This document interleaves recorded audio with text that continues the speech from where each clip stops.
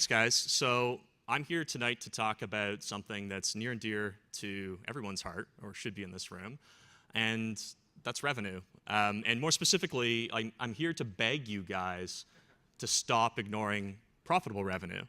Too often, I think everybody knows that you see marketers spending $9 to make one, and I think that that's something that you need to consider very early in the life cycle of your business to build a successful company. So you may or may not know, but 100 million businesses each year buy through partners. These are third-party vendors. And the reason why this is important, it's to realize, to make everybody in this room realize, that despite everything that we've done to make software easy to buy, easy to understand, most people still don't get it. And you know, it's very important to consider these people when you're building your companies.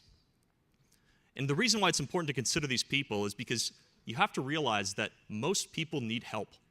Most people, when they open an e-commerce store, go to call their local web developer.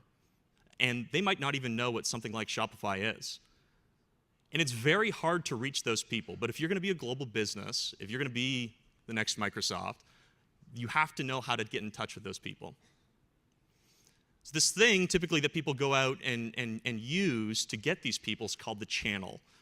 And I often hear people talk about the channel and kind of reference it as a growth hack. And growth hacks are great. Big fan of it. Does a lot to drive things forward. But this is not a growth hack. This is an investment. And you know, it's something that you need to consider very early on. So the way you build these partnerships, this network of distributors, is you have to make your partners successful. And these successful partners, the way you do this is you make it mutually beneficial. So if you make money, you share money with them. So very simple, but it's very important to do. And it's not just about the exchange of money, it's actually about equipping them with tools to be successful. You need to think of them as though they are a part of your team. How many people would bring on someone to their team today and not invite them to Slack? You have to really think of these people the same way. So the way you do this, and what we've learned, is the way you do this is you first build one successful partnership. And the way you do that is you make it your life to make someone happy. You make it your life to let them generate revenue. You do everything they ask. It's creating marketing assets, sales assets, answering support tickets. And the reason why I say this is because most of you don't do that. And then it's repeating it 10 times. So I believe, at least in anything relating to marketing, is do it once, repeat it 10 times, and figure out what the patterns are. After you've figured out 10 times, typically in this type of relationship, what you'll actually have is you'll be able to develop personas. With 10 people, you should be able to develop 2 personas. One of those personas is probably Jane Smith in Lubbock, Texas, that's running a web development shop. And the next persona is, you know, hopefully Bank of America, who's selling your software to their customers. So that's a little bit about what we've learned with profitable revenue, and the importance of it in growing your business.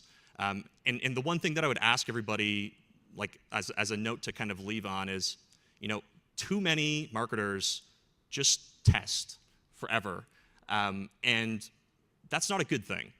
So it's the thing that's held us back in our development, and is the thing that we go back and remind ourselves every single time, which is if you find something that works, just invest in it. So, thanks.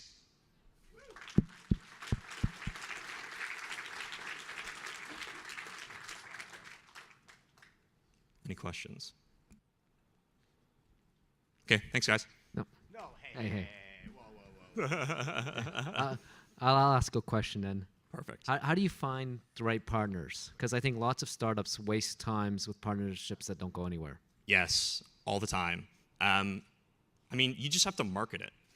You have to go and promote it.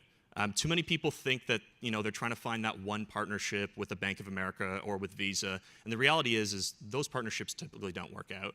If you look over to what Shopify's done, they just promote it, they just market it. They just build a simple program for people to sit inside, and they go promote it out to their customer base. It's a great first place to start. That's typically where you'll find all of your advocates. Those are the people that'll start really promoting your business. Those are the people that typically love your business. It's just, you know, it's saying that you are open to work alongside people, and it's not dedicating time and resources flying around the country trying to meet with people that will never do anything for you. So that's that. Thanks.